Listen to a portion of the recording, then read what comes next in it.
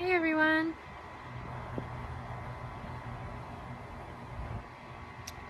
How's it going today? Thank you guys for your comments. I really appreciate you guys sharing what you're struggling with, and it seemed like there was quite a few of you that had some stuff going on with negativity, both personally and with your partners. And so I felt like that would be the perfect topic for today. So I don't know if you guys got my email, but I sent out an email yesterday saying that there is no such thing as negativity. There's just unwanted feelings. So I wanted to go a little bit deeper into that and explain what I mean. I think we all can attest to the experience of maybe being around somebody that feels like they're sucking your energy dry, or being in kind of what feels like a funk where you can't get yourself feeling the way you want to feel. And I think that's what we mean when we describe things as negative. The problem I see with identifying that as negative, it's like saying that certain parts of the human experience are bad or wrong, and certain parts are good and right. And that perspective actually makes it a lot more challenging to move to a different state of emotion for yourself, and a hell of a lot more challenging to be with other people that are having an emotional experience that you're not particularly into. Can you say hey, hello, if you're watching, so that I can see? I'm not on my computer right now as well, so I can't tell who is here and who is not here. Hi Robert, nice to see you. Welcome. It's lovely to have you. Okay, so what I would say instead of calling it negative and labeling it as bad and wrong, and then sort of feeling almost like you're at war with this thing, or it's almost like you're creating an entity of negativity that you then have to work it out with. Like you have to struggle against your negative thoughts or your negative feelings, or figure out how to live with this negative person in your life. And it creates a resistance. It creates a resistance to something that you don't have to resist in order to move away from it. In fact, in order to resist something, you have to face it. You have to be in contact with it and working with it.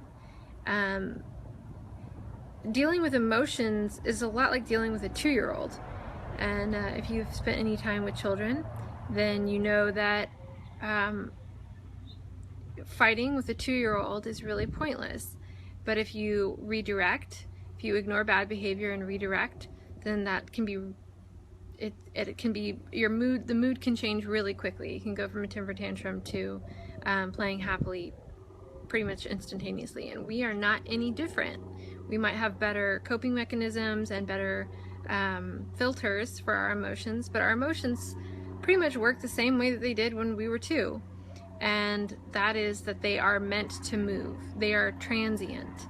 Your emotional state, one of my teachers calls emotions energy in motion, and that's really true. Your emotions are meant to change. And I think that if you approach your feeling world from the perspective that it is going to change, that it is, Robert, thank you for your comment there. I would love to address that. I know that there was somebody else who also had mentioned dealing with a negative spouse. So yeah, so their emotions are meant to change, and there are no emotions that are inherently bad. So we have certain emotions that are pegged as negative emotions, like anger or fear or sadness. In actuality, every single emotional state that you can experience can have a time and a place, an appropriate utilization. it is a good feeling to be angry when you are maybe playing sports, or maybe if you're in a fight, if you need to get out of a dangerous situation. That rush of adrenaline, same with fear, that rush of adrenaline will get you out of there fast. It'll make you punch harder, make you kick harder, make you duck, make you desensitized to pain. So for a brief moment, those kinds of emotions are really helpful. They help give you energy that you need to change a situation. They make you aware of maybe a pain or something that's off balance in your life that you've been putting up with. So those emotions are not bad emotions. Maybe depression, feeling really low. That's also, there's a time and a place for that. There's a time for introspection and rest. And sometimes it takes that emotional feeling of depression really knocking you on your ass before you're willing to sit still with yourself and feel the different layers of emotion and experience that you have. And a lot of times people experience depression as like a feeling of being numb, because they have been putting down and putting aside their emotions for so long that they've lost touch with it. And that depression puts them in a situation where they can't really do anything else but start to defrost and sort out those feelings. So the point is that all emotions can be good. All emotions have a time and a place. Hey there, sorry, the connection. Technology, yes. Okay. So I've moved over a little bit. Hopefully this will work better. So, picking off where I left off, any emotion can be useful, it can be of benefit to you. It's a matter of what you would rather feel. Maybe you're feeling angry and you don't want to feel angry. Maybe you're feeling depressed and you don't want to feel depressed. You want to feel joyful. You want to feel free. Identifying that the emotion itself is not bad, that you just have a preference. So that distinction changes the way that you orient yourself to your internal environment. I'm starting with your personal experience to negativity, and then we'll move into kind of navigating other people that you might be observing them as being negative. So in your internal world, when you are experiencing something that you don't want to experience, there are two ways to approach it. You can kind of analyze it and break it down. This is traditional psychotherapy path, that you're going to try and kind of pull apart the reasons why you feel the way that you feel, and kind of come up with a storyline that validates your experience. So I'm angry because I learned this anger from my dad, or I'm angry because of this person did this thing to me, or all of these things actually serve to feed the emotional state that you're already in. And again, if you want to do that, these emotions are not negative, and maybe staying angry will give you energy that you want to make a change that you wouldn't make otherwise. Personally, I think there's a lot of joy, and there's a lot of energy in joy, there's a lot of energy in enthusiasm, there's a lot of energy in passion. So I can understand why you would prefer those things. That being said, instead of being in resistance, instead of kind of looking at this feeling and saying, this is a bad feeling, I don't want to feel this bad feeling anymore, and trying to pull it apart, rather than doing that, if you can find a place of acceptance, say, all right, right now I'm angry. I would rather feel peaceful. What can I do right now that would make me feel a little more peaceful? Now, I know that this is so against how we're trained to deal with our emotions. We are taught over and over and over again that the way that you have to feel better is to work through the problem, to face the problem. And it is really, really challenging, especially when you're dealing with an energy of fear or anger, where something is saying like, this needs my attention right now, to not just try and think yourself into circles around it. So let's say that you have anger about something at work. It's very natural for your mind to just want to chew on the problem and thinking that you're going to be able to think your way out of it, but you won't be able to think your way out of it. It's just not the way that we are made up. The more you chew on that problem that is making you angry, the more anger you will feel. And that is when emotion stagnates. When you are feeling something that you don't want to be feeling and you can't get it to move, then that emotion stagnates, and then you start to really feel like it's a negativity. And now, in actuality, it's a good, healthy emotion, part of really what you want your emotional range to be, that's just not been allowed to move. You've been holding that emotion in place. So first step is to acknowledge what you're feeling and accept it. Rather than fighting it or trying to figure it out, just accept that you're feeling this way. The next thing is to choose an emotion that you would rather be feeling joy, feeling peaceful, feeling relaxed, feeling curious, feeling free, whatever it is that you're wanting to be feeling, and then go there in your mind. What makes you feel that way? What can you do right now? What action can you take? What thought can you think that will have you feel that way? Now, here is a tip for that. Do not go to the source of your anger and then try and find peace there. Don't try and get peaceful about the specific thing that you're feeling pissed off about. In fact, just leave that altogether in your mind. Instead, zoom out and go to some place where it's easy. And this is a practice in your own mind. And the amazing thing about this is that we think that the circumstances have to change in order for us to feel different, but that is not true. The circumstances can stay exactly as they are, and you can feel different, and then the circumstances will change. Not the other way around. Circumstances you don't have any control over if you don't have a say in how you feel. The only way that you get any power over your circumstances is when you start to have a say in how you feel. So backing away from the circumstance that's pissing you off and developing a focus on what is something that will have you feel the way you want to feel. So let's say at work you're feeling pissed off because of some kind of dynamic with your coworkers. Instead of going in and trying to think about the good things about your employers or your employees or whatever it is, instead of doing that, zoom out and think about, well, it's a beautiful day today. It might sound corny, but I'm serious. If you zoom out and you just find another point of focus to give some energy to, then it takes that pressure off the emotion, the emotion of anger, so that it can move, and it naturally will move. That's what emotions do of their own accord. If we're not holding them in place with our thoughts, then emotions move. And then when you come back to that situation that was pissing you off, you have a new emotional starting point, which will allow you to see things differently and hopefully, be able to come to a practical solution as well as an emotional solution. But that component of stepping away from it and allowing yourself to reset emotionally is what allows it to move. So you can think about it like this.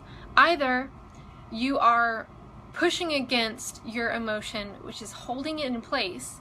You're pushing against the way that your emotion naturally moves. You're holding it down, which is holding it in place. Or you're allowing it to move and you're doing something else with your mind. You're doing something with your mind that brings in a new emotion, which actually is like, it's like flushing your pipes with fresh water. So instead of holding this gunk in your pipes in place, you're releasing that pressure and you're flushing it with a new emotion, a new feeling. And then you go back to the problem that was creating the emotion in the first place, and you have some fresh perspective. So right now we're talking about very specific incidences where it's easy to see the specific emotion that is the negativity. But I know that a lot of times when people are talking about negativity, they're not talking about a specific situation. They're talking about kind of an overall mood of their life. And, maybe kind of a glass half empty perspective. And if this has become the overall mood of your life, the practice is the same. When you find yourself hyper-focusing on a negative situation, you zoom out until you can find something pleasant to focus on. And it can be something very, very simple.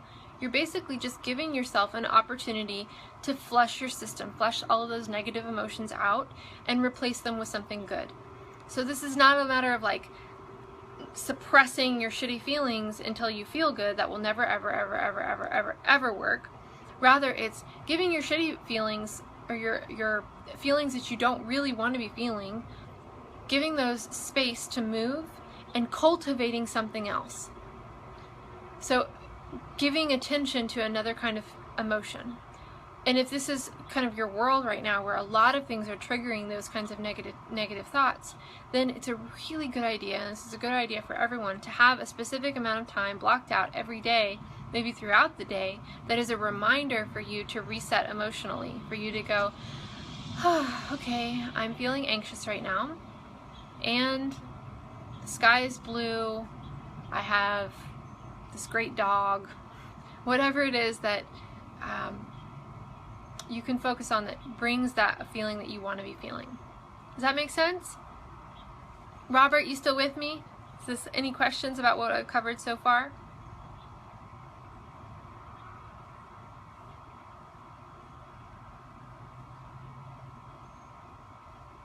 Cool. Well, so going back to talking about spouses or other people that are close to you, and this is really, with spouses, this is the real ticker, because there's really nobody that's as close to you and that has the power to impact your life as much as your spouse. And you really get to see how you treat yourself and how your partner treats themselves by how you treat each other. You really can't treat your partner better than you treat yourself internally. So the same things that apply internally when you're working with your emotions apply externally when you're working with somebody else who's working with their emotions. You can label somebody as negative and resist their feelings, which will ultimately hold them in place, which is, Robert, what you just described of, you know, you're trying to help and she gets angry. And the reason why she gets angry is because she wants you to fuck off, give her some space so that her emotions can move. Not because you're doing anything wrong, but because that's what emotions need. They need space to move. They don't need to be fixed. They don't need to be told, you know, why they're wrong or what they should be instead, what should be felt instead. They need space to move. And then a new thought can be fostered. But that's got to come from her desire to foster a new feeling. The best thing that you can do for being in an environment that, no, you should not help her to focus on the positive, no. And this I can't remember, Jolene, I think it was, who was also having the same thing going on with her husband. Don't try and control what your partner is focusing on. You're never going to win that battle, and while you're focusing on them and they're focusing on the crappy feeling, you're focusing on the crappy feeling too. You're both focusing on your spouse's crappy feeling, and so that's just amplifying it. That's generating more of it. The very best thing that you can do is to get a sense of your own emotional power, your own emotional seat, figure out where you want to be on the spectrum, and become really good at staying there or moving around in the world, emotional world that you want to move in. When you are very robust and you're strong and you can't really be messed with by circumstances that pop up or by somebody else's mood, when those things don't affect you, you're not going to need to have a conversation with somebody about their focus point, because it just doesn't happen in your space. There's no room for those conversations. You can get up and leave the room if you want. You can say something about your own your own preference, like, right now I'm practicing feeling really good, and so if you're talking about something that doesn't make me feel good, then I'm gonna leave. I know that sounds incredibly selfish, and that's awesome, because being incredibly selfish will put you in a position of being able to be generous. If you are spiraling down with somebody emotionally, then you aren't able to hold that focus of positive, joyful, whatever feeling you're wanting to feel. You're not able to hold that focus, and So not only have you lost it for yourself, but you're not able to show an example for anybody else. Yeah, so exactly, yeah, focusing on your own life and your own joy, and appreciating your spouse. This is the other thing, is that I know that it can be very challenging to be around somebody who is who's displeased, because we are very social creatures and we have a natural, innate desire to take care of each other and to see the people around us thriving. That's a very good quality, but we're just a little bit backwards about how to support those people in thriving. One of the things that one of my mentors says to me is, the worst advice is unsolicited advice, and this is so true. If somebody's asking you for help, that's one thing, but if they are just kind of working through it on their own, that unsolicited advice is going to show up as resistance in their world. So you having focus on your own life, it brings a focus kind of in the room. It brings a focus to the space of joy or whatever emotion it is that you're wanting to feel, and that is contagious. That's something that can cultivate more of that joy in another person, you being joyful. And I know you've experienced this, where you're with somebody and they just uplift you. Their joy feeds your joy. You get excited together, you feel passionate together, all of these things. So that's the best way to help somebody who is, and also to help yourself, is to be fostering those emotions. So another piece is that a lot of times we can be really hard on the people who are having an emotional experience that we don't like. If somebody is being angry and we don't like that they're being angry, then it's very normal to be angry with them about being angry, or to feel down on them, or like they're doing something wrong, or they should be doing something different. And again, that's creating a focal point that is not really a very pleasant experience for either one of you.